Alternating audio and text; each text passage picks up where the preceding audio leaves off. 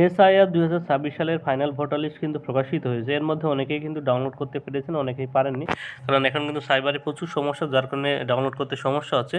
তবে ডাউনলোড করার পর, লিস্ট ডাউনলোড করার পর কিন্তু দেখতে পাচ্ছেন, আপনারা কিন্তু এই লেখাটা দেখতে পাচ্ছেন, অর্থাৎ ডিলেট। ঠিক আছে, ডিলেট তিনটি অপশন কিন্তু এখানে দেখতে পাচ্ছেন, ডিলেট, আন্ডার অ্যাডজুডিকেশন, এবং এখানে কিন্তু কোনোটাই কোনো কিছু লেখা নেই। তার মানে এই ডিলেট লেখার মানে হলো আপনার ভোটার কার্ডটা কিন্তু কেটে গেছে। আপনি হিয়ারিংয়ের সময় যে ডকুমেন্টস দিয়েছেন সেই ডকুমেন্টসটা কিন্তু মিসম্যাচ হয়েছে, অর্থাৎ যে নির্বাচন কমিশনের পক্ষ থেকে যে ডকুমেন্টসগুলো দেওয়ার কথা ছিল, সেই যে 11টা ডকুমেন্টস ছিল, সেই 11টা ডকুমেন্টসের মধ্যে আপনার মিল পায়নি তারা, যার কারণে, বা আপনার বংশে কেউ 2002 সালে ভোটার লিস্টে ছিল না, যার জন্য কিন্তু আপনার ভোটার কার্ডটা কেটে গেছে। ঠিক আছে, আর যাদের কোনো কিছুই লেখা নেই, দেখতে পাচ্ছেন এখানে কিন্তু কোনো কিছুই লেখা নেই, তার মানে এই ভোটার কার্ডটা কিন্তু কাটেনি, এই ভোটার কার্ডটা কিন্তু অ্যাপ্রুভ হয়েছে, অর্থাৎ ফাইনাল ভোটার লিস্টে এনার নাম কিন্তু অ্যাপ্রুভ হয়েছে, এনার কিন্তু আর কোনো টেনশন নেই। ঠিক আছে, তার ডিলেটেড মানে হলো তার ভোটার কার্ডটা কিন্তু অলরেডি কেটে গেছে। ঠিক আছে, এবার এই আন্ডার অ্যাডজাস্টেশন মানে হলো আপনার ভোটার কার্ডটা কিন্তু বিচারাধীন প্রক্রিয়া আছে।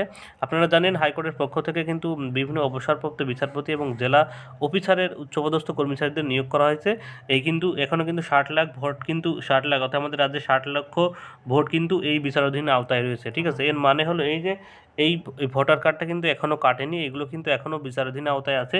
এইগুলো কিন্তু আবার কিন্তু যারা বিচারাধীন আওতায় আছেন তারা কিন্তু তাদের যে আপনি হিয়ারিংয়ের সময় যে ডকুমেন্টসগুলো দিয়েছিলেন সেই ডকুমেন্টসগুলো কিন্তু যাচাই বাছাই করা হবে। যাচাই বাছাই করার পর তাদের যদি সব কিছু ঠিকঠাক মনে হয়, তাহলে কিন্তু আপনার ভোটার কার্ডটা পরবর্তী কিন্তু যে আবার কিন্তু লিস্ট বেরোবে 1 সপ্তাহ বা 2 সপ্তাহ পরে, তখন কিন্তু আপনার ভোটার কার্ডে কিন্তু নাম উঠে যাবে। ঠিক আছে, কিন্তু আবার অনেকেই জিজ্ঞাসা করবে যে কবে বেরোবে সেই লিস্ট। দেখুন, এখনও কিন্তু নির্বাচন কমিশনের পক্ষ থেকে এমন কোনো নোটিফিকেশনের মাধ্যমে বলে দেওয়া হয়নি যে যাদের এই লেখাটা আছে তাদের ভোটার লিস্ট কবে প্রকাশিত হবে।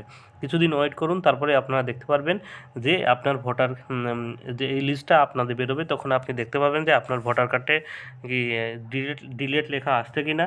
ঠিক আছে, যদি আপনার ভোটার কার্ডে কদিন পরে যে লিস্ট বেরোবে সেখানে যদি ডিলিট লেখা থাকে, তাহলে মনে করবেন আপনার ভোটার কার্ডটাও কেটে গেছে। আর যদি এরকম কোনো কিছু লেখা না থাকে, তাহলে ভাববেন আপনার ভোটার কার্ডটা কিন্তু হয়ে গেছে। অতএব যাদের এই লেখাটা আছে তাদের কিন্তু প্যানিক হওয়ার কোনো ব্যাপার নেই, তারা চুপচাপ থাকুন, দেখুন যে কি হয় আইনি প্রসেসের মাধ্যমে। যদি আপনার সব ডকুমেন্টস ঠিকঠাক থাকে, হিয়ারিংয়ে যে ডকুমেন্টসগুলো আপনি দিয়েছেন, তাহলে কিন্তু আপনার ভোটার লিস্ট কিছুদিন পরে যে লিস্টগুলো প্রকাশিত হবে সেই লিস্টে আপনার নাম কিন্তু উঠে যাবে।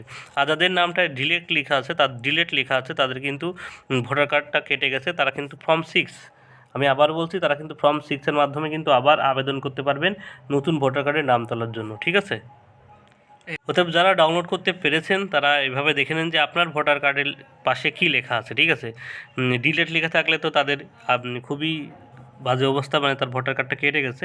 আর যাদের এই যে লেখাটা দেখতে পাচ্ছেন আন্ডার যে এটা লেখা আছে, তাদের মানে তাদের ভোটার কার্ডটা বিচারাধীনতাতে আছে, তাদের কিন্তু ভোটার কার্ড অ্যাপ্রুভ হওয়ার সম্ভাবনা আছে। তারা প্যানিক হবেন না, তারা চিন্তা করবেন না। আশা করি আপনার ভোটার কার্ডটা যদি সব কিছু ঠিকঠাক থাকে, আপনার কিন্তু লিস্টে নাম উঠে যাবে। সাইবারে কিন্তু প্রচুর সমস্যা, যারা ডাউনলোড করতে পারেননি তারা একটু রাতের দিকে একবার ট্রাই করে দেখবেন, না হলে সকালের দিকে ট্রাই করে দেখবেন, আপনাদের সবাই কিন্তু ডাউনলোড হয়ে যাবে।